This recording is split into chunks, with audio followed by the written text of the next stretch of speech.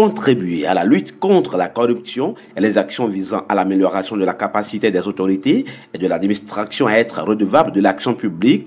Tel est l'objectif poursuivi par l'ONG AGL Arado à travers un atelier de 3 jours du 25 au 27 septembre 2018 à Akbalimé à l'endroit des acteurs de la société civile, du secteur privé et des médias sur le suivi budgétaire, le budget participatif, le contrôle citoyen de l'action publique, les droits économiques, sociaux et culturels et les droits civils et politiques.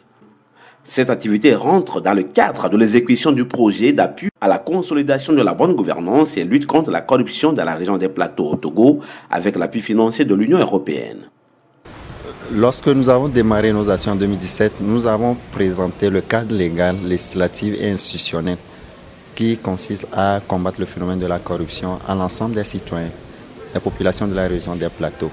Maintenant, nous souhaiterions aller plus loin en les outillant sur la matière afin qu'ils puissent participer au débat public, au débat budgétaire lors des sessions que les communes de chaque ville de la région des Plateaux organisent. Ça va permettre à ce que l'administration publique locale elle-même, ses capacités soient renforcées et du côté des citoyens, des populations, ces derniers également puissent contrôler l'action publique au niveau local.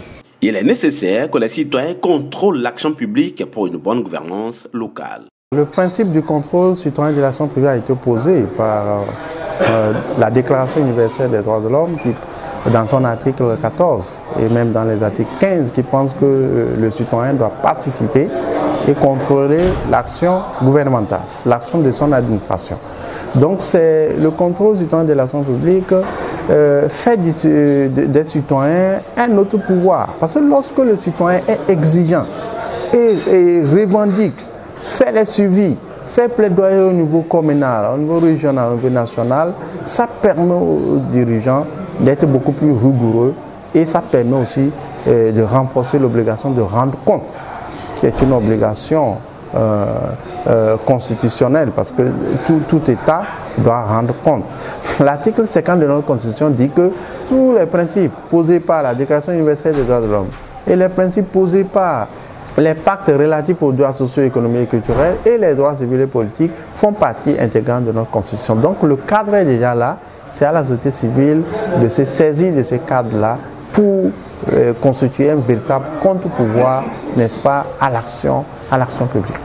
Pour les participants, cette activité est une belle initiative. Oui, l'ONG AGR, ça c'est une bonne initiative au moment où le pays aspire à un développement des citoyens. Il est de bon temps que des organismes naissent quand même pour éveiller la conscience des citoyens et sur leur responsabilité de contrôle de l'action publique. C'est vraiment une très bonne chose quand nous savons que dans notre gouvernance, il y a beaucoup de manquements. Le thème qui a retenu plus notre attention, c'est la corruption. La corruption, c'est un phénomène qui gangrène notre administration maintenant. Donc le débat, on a fait un large débat là-dessus et des gens se sont intéressés. Ils ont évoqué les cas, les pratiques chez eux et ensemble nous avons trouvé des solutions.